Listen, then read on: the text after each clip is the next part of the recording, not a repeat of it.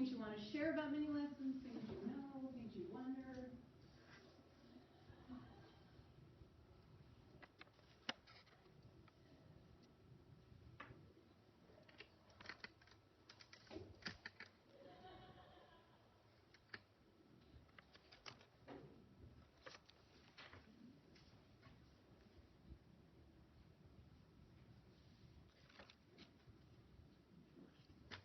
You're already ready.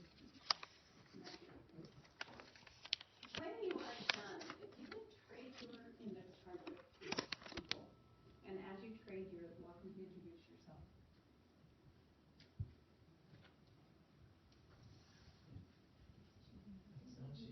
Yeah.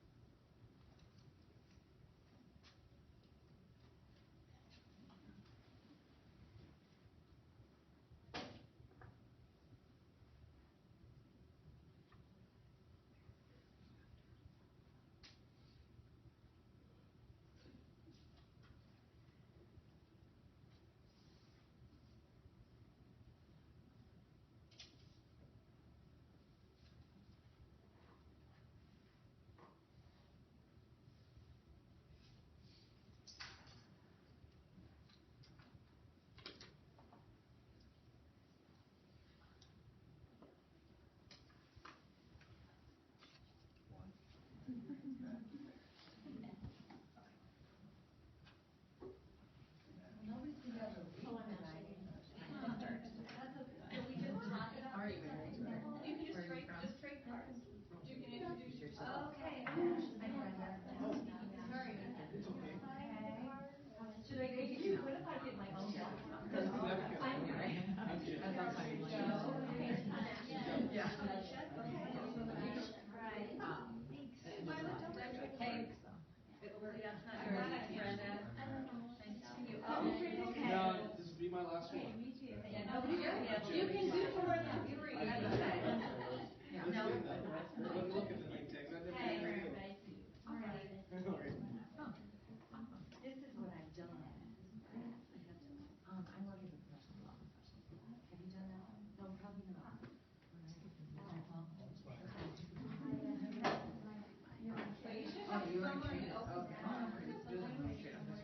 And we're going to come back to those at the end. So you feel free to just kind of set them aside, and we'll revisit them at the end of our session. Oh, great. Sure. Yeah.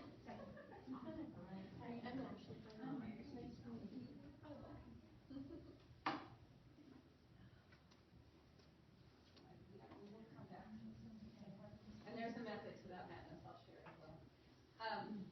So one of the things that came up when people were registering for this session, or these sessions, was mini lessons. And of course, the way the survey was arranged on the registration was mini lessons. So, okay, that's a big one. But we will talk a little bit about what mini lessons are. I'm going to demonstrate a couple mini lessons for you. And then I'm going to turn you loose with some materials, and I want you to talk about what you might do with some of these things to develop your own mini lesson for writing.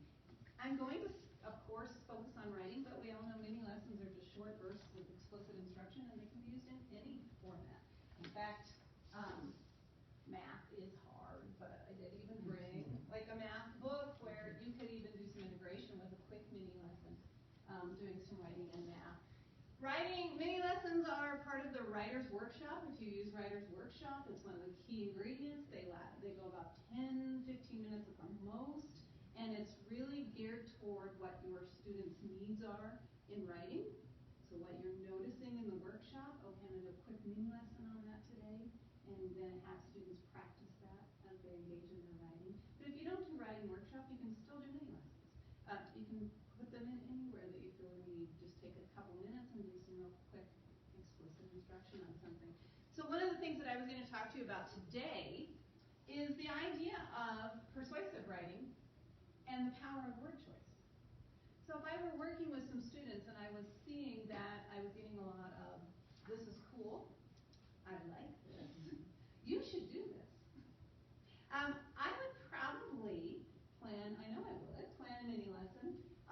word choice and persuasive writing. And one of the things that I would bring into the classroom that I will share with you today are some things like brochures. Because where else can you find more powerful persuasion than please come to my place and see what is up there. So as I read some of these excerpts from these brochures, and you'll notice that I just got back from Philadelphia, you'll see a little theme here. Write down or jot down some of the cool words you hear. What are the words that they're using or phrases that they're using to persuade you to do something? So this one's for a farmer's market. It says, get your fill of fresh at this weekly farmer's market where everything goes right from the dirt to dirtward. Health is definitely in season, and with an abundance of delicious food direct from the farm, you never know what deals might crop up. Look for products from McCann's Farm, Philly Bread, Germantown, Kitchen Garden, and Mahogany Essentials, along with other special guest vendors throughout the season. Just think a little bit about phrases, words that really would draw you in as a consumer. This one's for an aquarium. The aquarium is home to the largest collection of sharks on the East Coast, including the only great hammerhead shark on exhibit in the United States. We're the only aquarium in the world to exhibit hippos, and just one of the few facilities to showcase little blue penguins. Adventure Aquarium is an accredited member of the Association of Zoos and Aquariums, and is held to the highest standards in animal care and exhibition.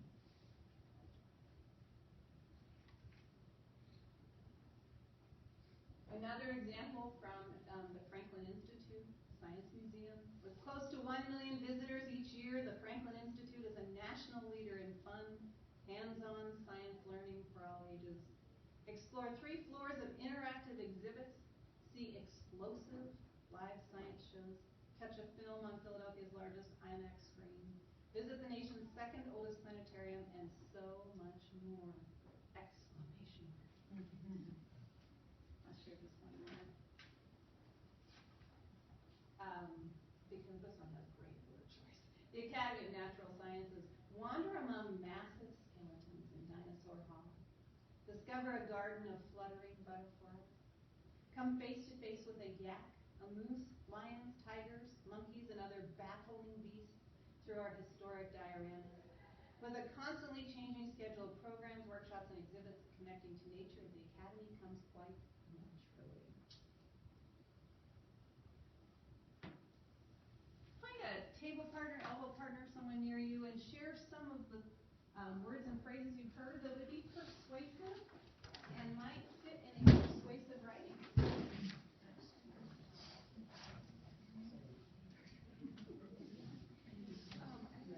I wrote fill of fresh too. I like some of them. In season, opposite delicious deals, like the delicious in Yeah, abundance. that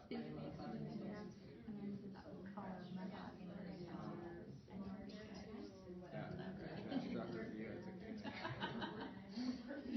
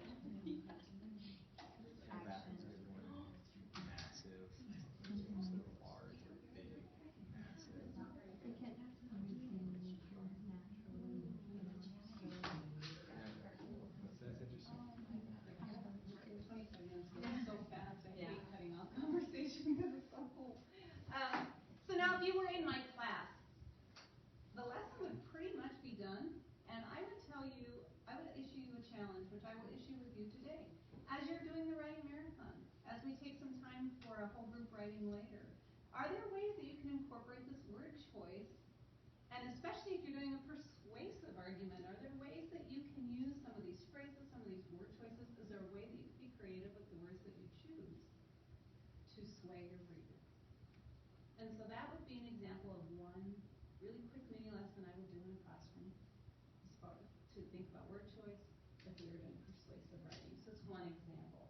The other one is a little more concrete because you have to talk about punctuation.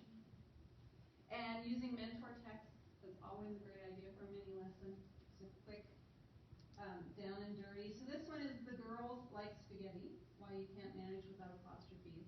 And it's very much in the realm of that let's eat grandma. Have you ever seen that?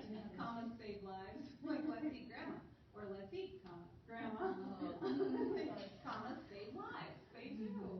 And so, some of the students might have seen some of those kinds of things, and we might laugh about those kinds of things. And this is definitely in the humor vein of talking about what is an apostrophe and what does it mean, and why does it drive everybody crazy on social media when people leave them out or put them in the wrong place. Or maybe that's just me.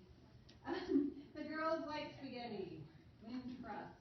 And Lynn writes an introduction that I would share with students about the apostrophe, and it really gives them really good detailed information about really what the apostrophe does. The apostrophe is the most helpful of all the punctuation marks. I see it as a tireless, good punctuation fairy, flitting above a page of words, looking for anything that's a bit of a muddle, and then waving a wand to make it clear. I say the apostrophe is tireless because it does so many jobs, poor thing. It started out with just one simple function to show where letters have been left out. Up above, there's an apostrophe in the word that's. It helps us see the shortened version of that is. The title of the book has the shortened version of the girl is. But the apostrophe also has another job. It does its best to show when something is owned by someone or a group of people. Whenever something is owned by one person, an apostrophe appears magically before the S. So my brother's book is the book owned by my brother. When the thing is owned by many people, the apostrophe comes after the S. So my friend's birthdays means the birthdays of a bunch of my friends. If it sounds complicated, don't blame the apostrophe. Blame the people who didn't come up with different marks for different jobs. They were very, very short-sighted, especially when it comes to the word it's. With the word it's, two of the apostrophe's jobs crash into each other, so someone finally decided the word it's with the apostrophe would be the shortened form of it is, and the word for belonging to it or owned by it would be it's with no apostrophe. Isn't this amazing? But it's the hardest and most annoying thing you will ever have to learn about punctuation. I promise. I love the apostrophe, and I think we should all thank it daily for all the hard work it does on our behalf. Punctuation was invented because it was needed, and just think every time an apostrophe appears in the right place, the good punctuation fairy is made very, very happy. That's so true. So then it goes through with illustrations. The giant kids playground. There's a lot of giant kids, or the giant kids playground, depending on where the apostrophe is. Students refuse to go in the garbage, or students refuse to go in the garbage, which I had a 6th grade teacher I worked with who put kids in garbage cans. So just joking. She threatened a lot. The dogs like my dad, or the dogs like my dad. So in one, the dogs like him, and in the other, the dog looks a lot like him.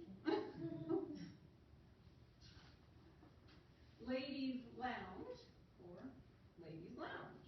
One belonging to a lot of ladies, and the other to just lounging around. Violets for display only, or violet is for display only.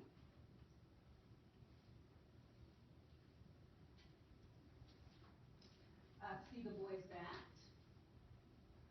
see the boy's bat, or see the boy's bat belonging to many boys. We're here to help you. We're here to help you. Now it's closed. Those smelly things are my brothers. I rather enjoy this one. Those smelly things are my brothers. Jack's played here, or Jack's played here, depending on where the apostrophe is or isn't. The tiny cat's home or the tiny cat's home. The shop sells boys and girls clothing. I see this one a lot.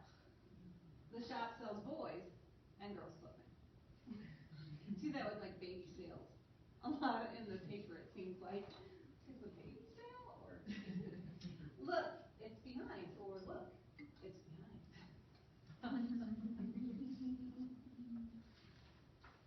The apostrophe is like a flying comma, or the apostrophe is like a flying comma. And then there's some explanation in there. Take just a second, think about it. Is there a page you could add? Is there one that you can think of as an example where the apostrophe makes a big difference? Or where punctuation makes a big difference, like let's see grammar. If I let you get your phones, have you find them all over the internet? Okay, think again.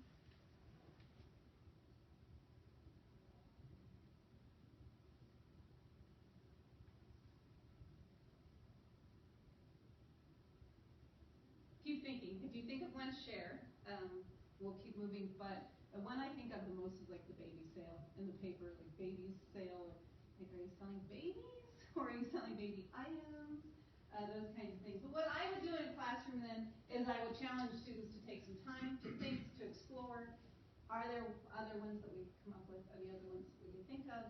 And then where are the apostrophes in your writing? When we get ready to get to that editing stage of writing, and we get down to the nitty-gritty. What do we do with there? What do we do with it's? What do you do with possessives? Those kinds of things, and I would lead them back to these ideas. So, one about word choice, one about more creative writing, one about the nitty-gritty of editing and revising. 2 examples of mini lessons. Are there questions about mini lessons in general before I turn you loose for a few minutes? What I want you to do, I put out some materials here, and some of them you might have thought of, and some might be really out of the box. But take a look and work with some people around you, and think about some ways you could use them for mini lessons in writing. What would be your purpose, and what would be a quick 10 to 15 minute activity you could do with your students? So feel free.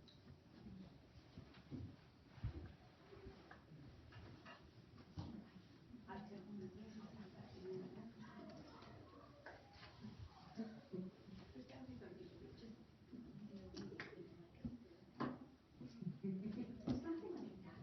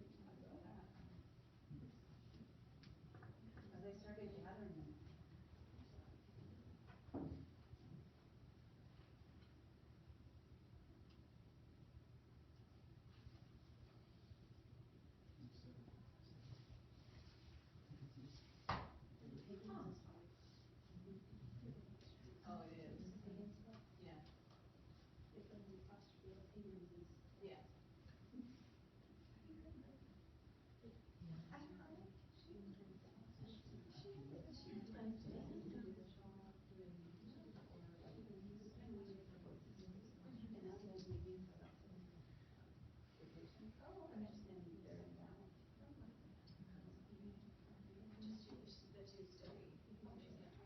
Yeah.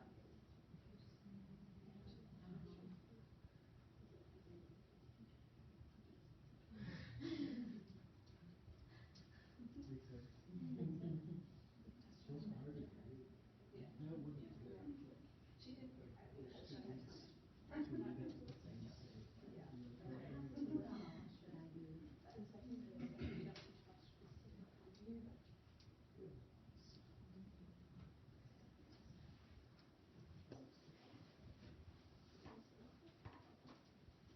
In the interest of time, take about 2 more minutes. And if you have come up with really cool ideas, feel free to share it with someone.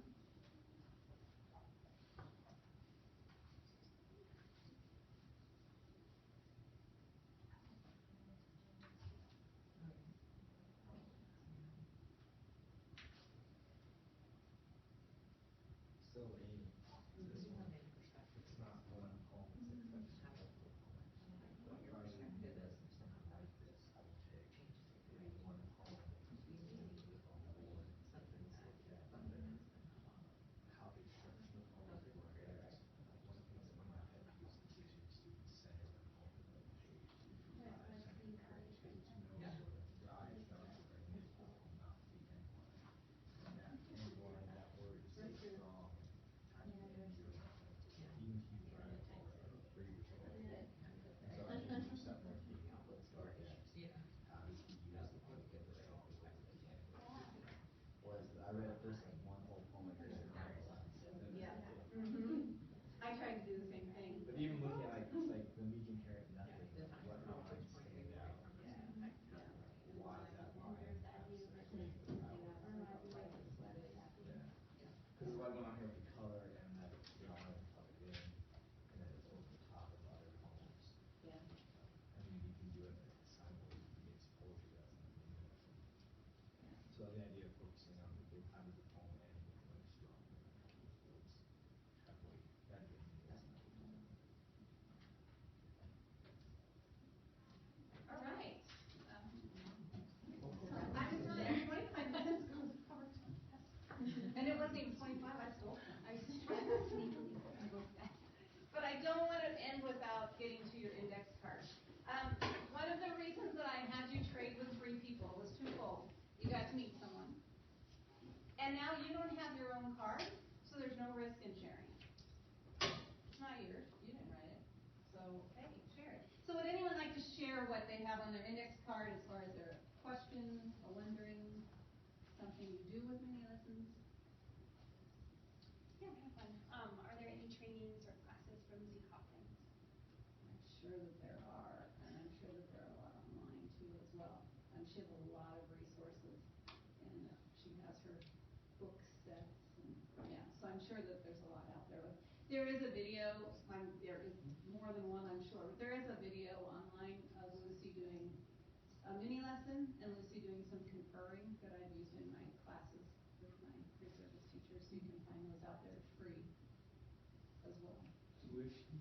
She is a writing guru, especially at the elementary level. She does a lot of work with, she does some work with Writing Project and does some work with the writing conglomerates in elementary. She's really one of the founders and supporters of the writing workshop model and has a lot that she works with them. Yeah. I have the reference multi-age, multi-grade for faith-based education. How can I reteach group effectively without teaching separately? Yeah, I think the mini lesson would be a nice vehicle for that because you can kind of differentiate. You can give a general overall, and then what you challenge them to do when they go back in their writing can be really geared toward their level. So it might be a nice vehicle for starting explicit instruction. And the nice thing about a mini lesson too is it's very brief. So if you do have to give 1 or 2, you can send some students off to write and give another direct mini lesson to the other group if necessary.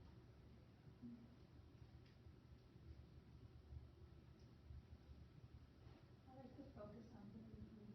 Mine says, my mini lessons turn into the opposite of mini lessons, and I sometimes keep you going. And Oh my gosh. yeah. Look at the time.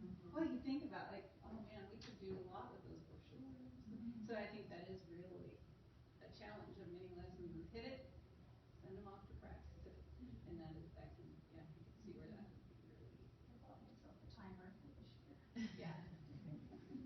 Well, and at a lower level, you don't know, like, if they fully understand what you meant in that 10 minutes Yeah, that right. you just taught that, you know? Yeah. I mean, I know in my second grade class, I look at them and go, yeah, maybe you're not ready for me to release you and try this, you know? Like, So it's hard to judge that too. Yeah, and is it applied in their writing, and is it applied in their writing today, or does it show up a week from today, and keeping all that formative assessment going? It's key. And sometimes you just know after a week that you're gonna have to do another mini lesson geared toward that, and that's what you know as a teacher, you just continually monitor. This one says, how do you ensure many lessons work together to form a cohesive whole or branded instruction for students?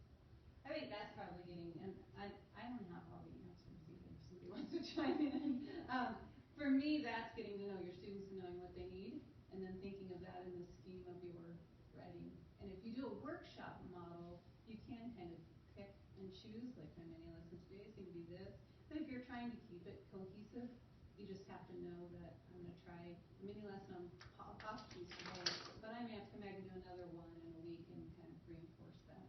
It's, you know, really getting to know your students.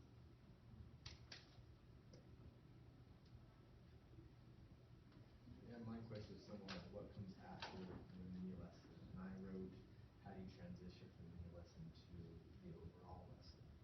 And I think that depends on the class too, but sometimes it's been very, very abrupt. Okay, we're done with that, now we're doing this. Other times I'm really on my game, I feel like it flows. Yeah. Yeah. That doesn't happen all the time. Yeah.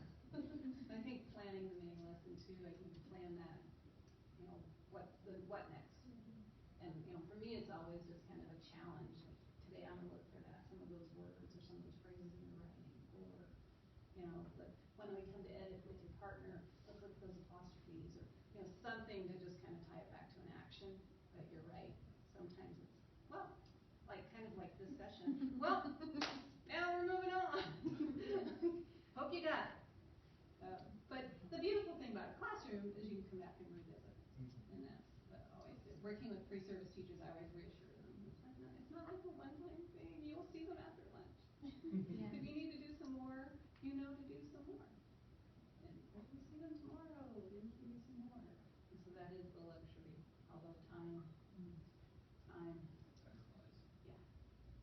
Absolutely. A lot of schools don't give a lot of time for writing sometimes. You only get, what, 30 minutes? A day. That's more than some. Yeah. And a lot of elementary schools are having people integrate some writing rather than having a writing time. They're pushing towards less than 5 times. Stay the course. Yeah, because there's, you know, you can do a lot of integration with nonfiction, even creative writing. You can get creative and do that, but just having that time for writing. We know that kids get to be good readers by reading and reading good literature. The kids get to be good writers by writing. They need that time, so yeah. I'm an advocate for it. Take at least some time during the day for just that writing time. Get those ideas down. Use a writer's notebook. But there are also ways that you can tie something like a writing marathon into standards.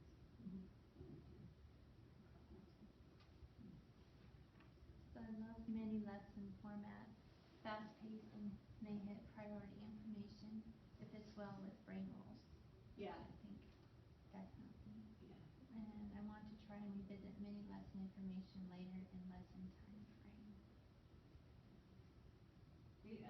As I was getting prepared to do this presentation, I was looking at some of the latest research on mini. I was like, is there any research out there on mini lessons? And the interesting thing, and it was just a cursory, it was not a big literature review, but the interesting things that kept coming up is that they find them extremely effective for students that are struggling learners. And there's a lot of studies out there right now about your struggling learners benefiting from that 10 to 15 minute brief instruction time, and then now go apply, and I'll support you while you apply. There's a great deal of research out there supporting mini lessons in that way. And I found that really interesting. But we think that we're going to do a mini lesson for our class, but that might be that way we get to those kids that are struggling. and support them in a better way. I'm doing a brain roots book study right now, and it actually says even adults, 10 minutes is all you have to do for your brain. Need something else to spark its interest in neurons. I thought that was really interesting. We were trying to keep all of that, and we have Heather who is quantum learning. We're trying to keep all that in mind when we were planning the day. I was like, 25 minutes goes so fast. But you know what? You're not sitting and getting for 2 hours, which is good because 3 minutes ago you stopped listening. So you're all very kind. But we are 3 minutes over. So if you do need a break between the next sessions, please feel free. If you have any questions for me, I'll be around all day.